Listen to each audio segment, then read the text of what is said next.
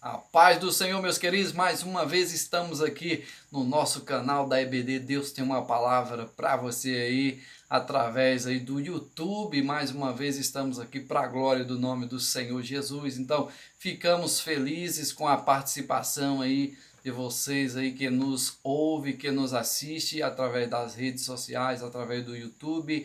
Que o Deus Todo-Poderoso continue vos abençoando. Tenho certeza que nós temos nos enriquecido com o que nós temos aprendido através da palavra de Deus, através desses ensinos da escola bíblica dominical. Então, hoje é a lição de número 10 que nós estaremos estudando, datada dia 8 de março, será ensinada de 2020, então será ensinada de 8 de março de 2020, é a lição de número 10, e o título da nossa lição é Só o Evangelho muda a cultura humana. Então, só o Evangelho muda a cultura humana. É interessante que o apóstolo Paulo, ele diz assim, porque não me envergonho do Evangelho de Cristo, que é o poder de Deus para a salvação de todo aquele que nele crê. Primeiro do judeu e segundo do grego. Então o evangelho é poder de Deus para salvar, para mudar vidas, para transformar caráter. É o evangelho do Senhor Jesus de Nazaré.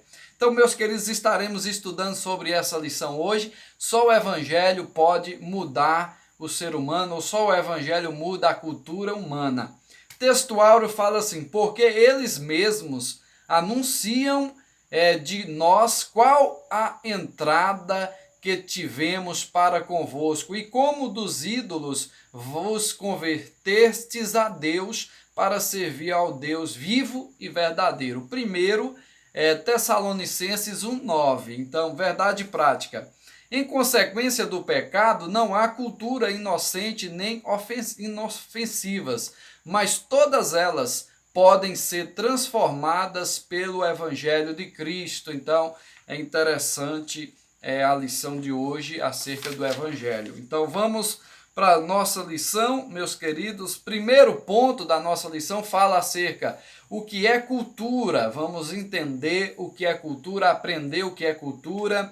Temos aqui a definição de cultura, temos também a cultura dos gentios e temos também a cultura do povo de Deus. Então, temos aqui a definição de cultura, no termo social, e temos também cultura dos gentios e cultura do povo de Deus. Então, definição da cultura. No princípio, a cultura tinha a ver apenas com o cultivo da terra, visando a produção de alimentos. Depois passou a ser considerado como a soma de todas as realizações humanas, espirituais, intelectuais, materiais, etc. Semelhante tarefa foi considerada enfadonha por Salomão.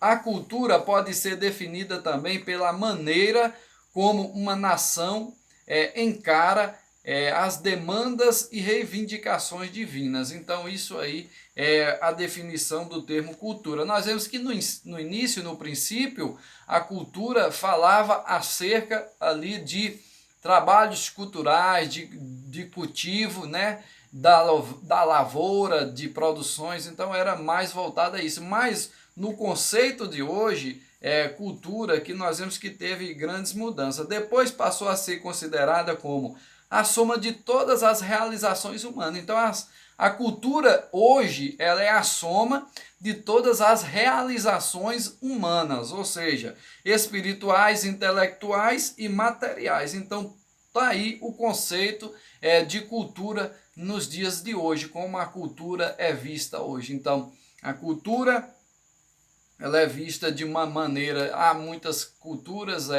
hoje cada país tem a sua cultura, vamos ver, numa cultura, por exemplo, nossa cultura se come carne de boi, nós vemos outros lugares que têm uma cultura diferente, então a comida deles não é como a nossa, o boi para eles é sagrado, então eles comem, mas se alimentam de animais, outros animais, como jegues, como entre outros animais aí, cavalos, cachorros, então várias culturas diferentes que têm uma forma diferente de de expressar a sua cultura, a sua forma de cultura. A cultura dos gentios, por haverem perdido o verdadeiro conhecimento de Deus que lhes havia transmitido, o patriarca Noé, logo após o dilúvio, os seres humanos passaram a adorar a criatura em lugar do Criador. A partir daí puseram-se a imaginar coisas vãs e soberbas. Hoje, a antropologia cultural vê como meros fenômenos sociológicos e culturais a prostituição, o homicídio, a corrupção, até mesmo o infanticídio. Então, meus queridos, olha só o que é a cultura dos gentios. Então, a cultura dos gentios, nós vemos aqui, na época de Adão ou de Noé, nós vemos aqui logo após o dilúvio, eles trocaram o Criador pela criatura. Então, ao invés deles adorarem o Criador, o Deus Todo-Poderoso, passaram a adorar agora a criatura. Passaram a adorar agora seres criados, passaram a adorar os faraós, passaram a adorar deuses criados, passaram a adorar a Zera, deusa da fertilidade, se eu não estiver enganado, passaram a adorar Baal, Baal, Zeon, Baal, entre outros Baals, passaram a adorar os bezerros de ouro, passaram a adorar. Então a cultura passou aí totalmente, uma cultura passou a ser, a cultura que Deus criou passou a ser agora uma cultura pagã. Passaram para o lado do paganismo. Então a cultura pagã se estendeu.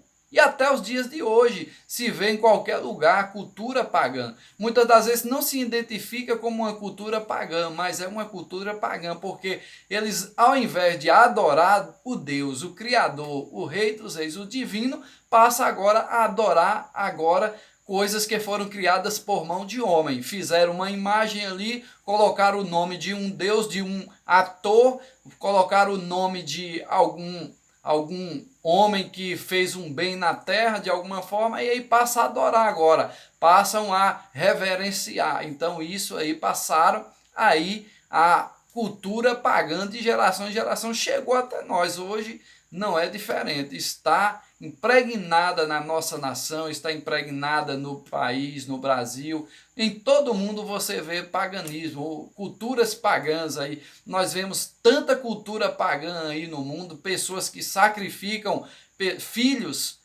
aos deuses pagãos, aí sacrificam pessoas, crianças aos deuses pagãos. Então isso aí é o paganismo, meus queridos. Então isso chegou à sociedade. Então nós vemos aí uma cultura dos gentios chamado. Então chegou a cultura dos gentios. Então graças a Deus que Deus abriu os nossos olhos, e a nossa cultura é diferente, é uma cultura transformada por Deus, porque nós adoramos o que a Bíblia nos ensina para adorar, nós glorificamos o que a Bíblia nos orienta para glorificar. É por isso que a Bíblia diz que a adoração somente a Ele, a glória é para Ele, o poder é para Ele, a honra é para Ele, somente para Ele. Então só podemos adorar o único Deus, um único Deus que é o Senhor, Deus Todo-Poderoso, Criador do céu e da terra. Então a adoração é para Ele. Então não podemos perder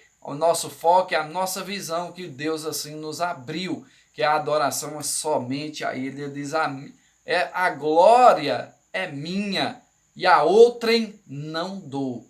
Então o Senhor não permite adoração a outros deuses. O Senhor não permite adoração a deuses com D minúsculo, deuses pequenos, deuses feitos por mão de homens, deuses criados por alguma pessoa, criados por etnias, criados para serem padroeiros, para ser referências de cidades, referências de países. Então Deus não aceita adoração a essas pessoas, a esses deuses. Então Deus não permite adoração. Então a adoração é só para Deus. Amém?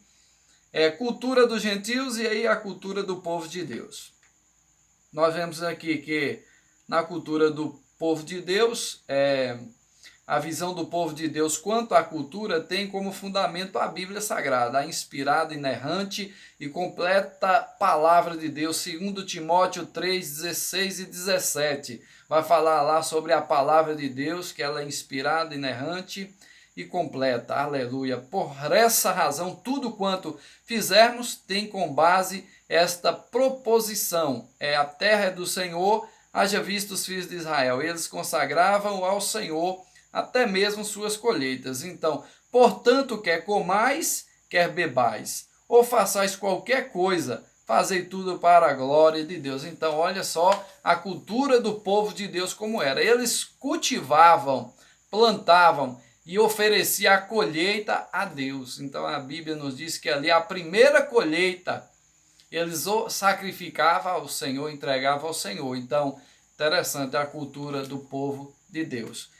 Aqui fala, portanto, quer comais, quer bebais, façais qualquer coisa, façais, aqui diz, tudo para a glória de Deus. Então, tudo que nós fazermos nesta vida, precisamos fazer para a glória de Deus. O povo de Deus é dessa forma, precisamos fazer para a glória de Deus.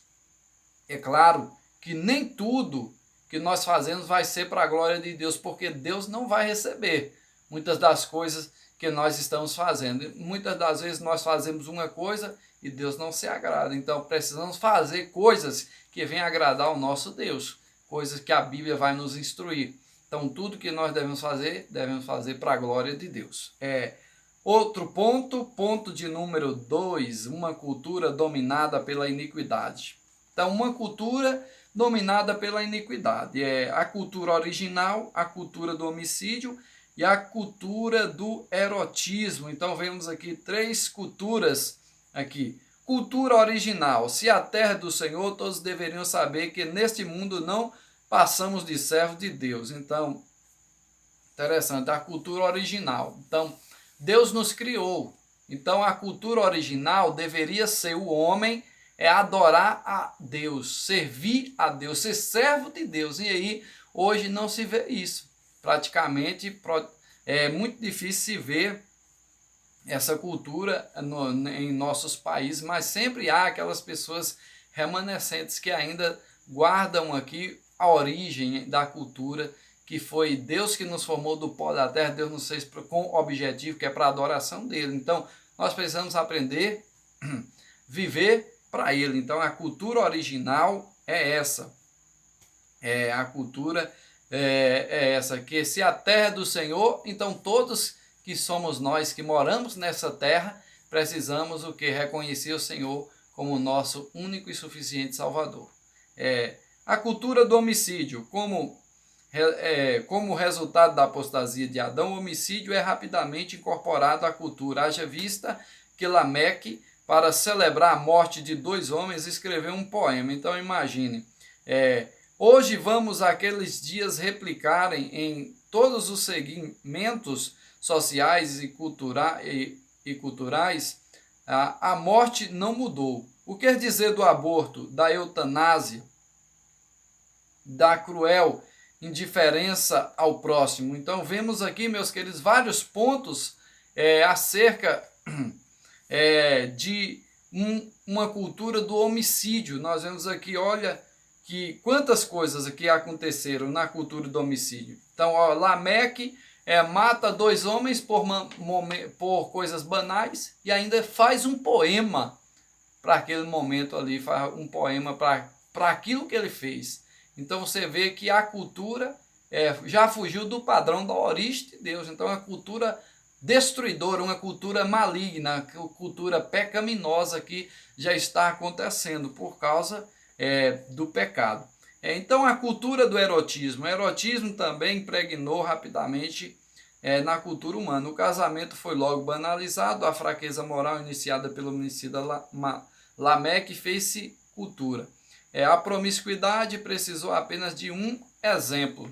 Então, a fim de espalhar-se, que Deus tenha misericórdia da nossa geração. Então, nós vemos aqui a cultura do erotismo. Então, o casamento foi banalizado, onde Deus criou o homem ali para se formar uma só carne. com a sua esposa. Aí Lameque já vem, banaliza o casamento, contrai outras mulheres, se une a outras mulheres aí, o primeiro, se eu não estiver enganado, o primeiro homem a ter outras mulheres, se casar com outras mulheres, então mostrando aí a promiscuidade, chegando à promiscuidade aí, aparecendo nos dias de Lameque. Então, se espalhou então as pessoas daquela época, então a cultura do erotismo, então até hoje se vê, hoje também, né, da mesma forma se vê isso, se vê muito erotismo, muitas fantasias, uns sexos depravados, culturas eróticas aí, destruidoras, malignas aí, pessoas que não se saciam com o seu esposo, então procura outras pessoas, esposa que não se satisfaz também com o seu esposo, procura outras pessoas, então vice-versa. Então tá uma coisa aí destruidora, mas que Deus tenha misericórdia da nossa geração, da nossa nação, e que as pessoas venham ao conhecimento da verdade. Lá em João 8,32 diz: conhecereis a verdade vos libertará. Então a verdade é a palavra liberta, a palavra transforma, a palavra reforma, a palavra muda, a palavra modifica, a palavra edifica, a palavra muda as pessoas, a palavra gera fé, a palavra ela quebra grilhões, destruidores, a palavra ela muda as situações, a palavra ela muda as pessoas, a palavra ela abre o entendimento, a palavra é escudo, a palavra é broquel, a palavra é escudo, a palavra é sapato, a palavra de Deus ela é espada de dois gumes que vai à divisão da alma e do espírito, das juntas e medulas, é apta para discernir os pensamentos e intenções do coração. Então a palavra ela é a coisa mais preciosa que nós temos na nossa vida, então precisamos valorizar a palavra de Deus. Louvado seja o nome do Senhor. Amados e queridos irmãos, então aqui nós vemos a cultura do homicídio, a cultura do erotismo e mais uma cultura aqui, cultura do consumo irrefreado. Nós vemos aqui, naquele tempo as pessoas já tomadas pela apostasia não faziam outra coisa senão comer e beber. Hoje gasta-se exageradamente naquilo que não satisfaz. É o consumismo pelo consumo. Eis o resultado de toda a gastança. Famílias endividadas e muita gente à beira da miséria. Sejamos providos e não pródigos. Então olha que interessante, a cultura do consumo irrefreado. Então hoje as pessoas estão aí gastando até aquilo que não pode, se endividando aí muito, umas pessoas aí muito se endividando aí para satisfazer o seu ego, satisfazer os prazeres carnais. Então muitas pessoas aí destruindo famílias por isso também, por esses prazeres. Então aqui é a cultura consumista, a cultura do consumo irrefreado, onde se gasta exageradamente, pessoas aí que preferem gastar rios e rios de dinheiro em bebidas alcoólatras, em drogas, ao invés de comprar aquilo que vai satisfazer ali, vai trazer o sustento, vai matar a sua fome, um alimento. As pessoas que pensam duas vezes ao invés de gastar no alimento, naquilo que vai comer, vai trazer um sustento para o seu corpo, ao invés deles fazerem isso, estão gastando em drogas, em bebidas alcoólicas, aí prejudicando a sua saúde e também aí endividando-se mais e mais, não só a si, mas só as suas próprias famílias. Então isso aí é o consumo aí irrefreado que tem acontecido. Por isso que aqui nos diz a lição: precisamos ser providos e não pródigos. Então precisamos ser providos, então gastar naquilo que é necessário, usar o nosso dinheiro com sabedoria, para que nós venhamos ser abençoados nessa terra, sermos providos e não pródigos, que o pródigo gasta tudo naquilo que é banal, naquilo que não presta. O pródigo gasta toda a sua fortuna naquilo que traz só prazeres para o seu corpo, prazeres para si, e aí está se afundando cada vez mais no lamaçal de pecado. Então meus queridos irmãos. É interessante o que a palavra de Deus diz. Então, o evangelho transforma a cultura. Vamos ver aqui o evangelho transforma a cultura. 3 pontos. Jesus nasceu num contexto cultural. Segundo ponto, o evangelho transforma a cultura.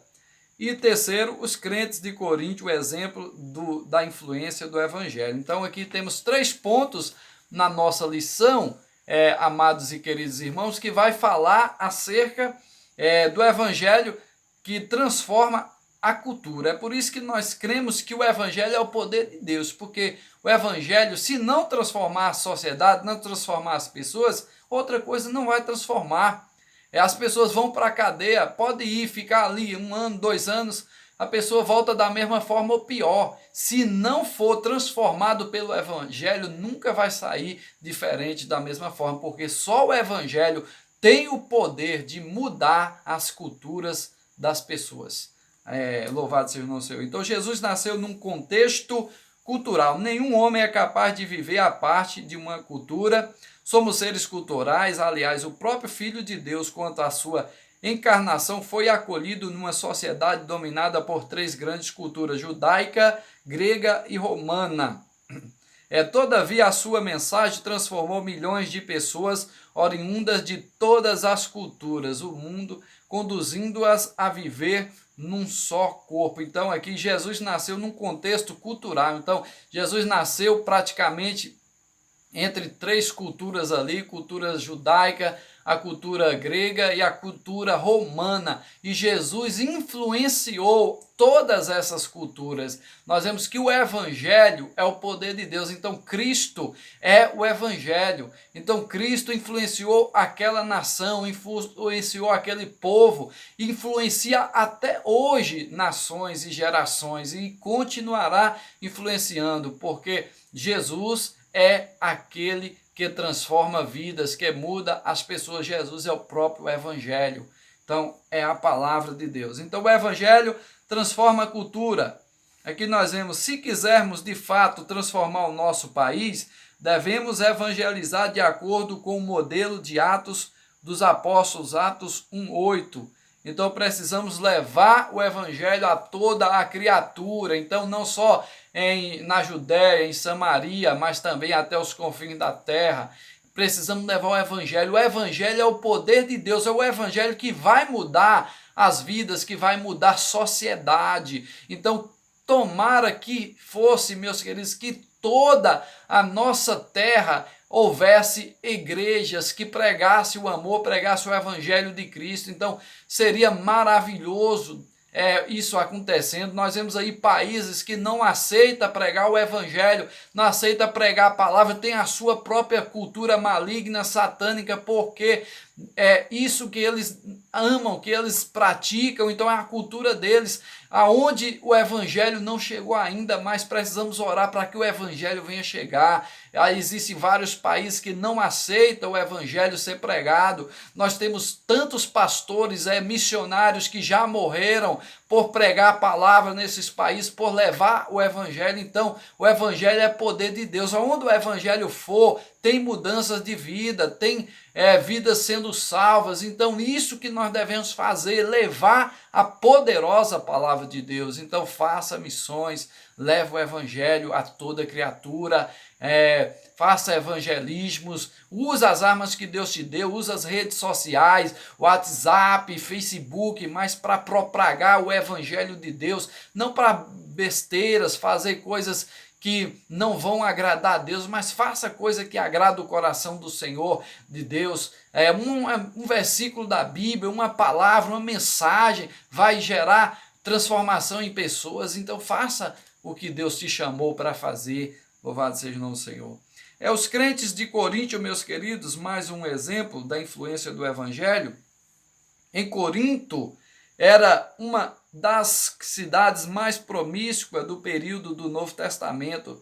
Não obstante, Paulo, ao levar-lhe o evangelho, resgatou preciosas almas, aprisionadas a um contexto moralmente doentio. Apesar dos seus graves problemas, a igreja de Coríntia detinha todos os dons espirituais, mas O mais importante, porém, é que os seus membros dantes escravizados por Satanás,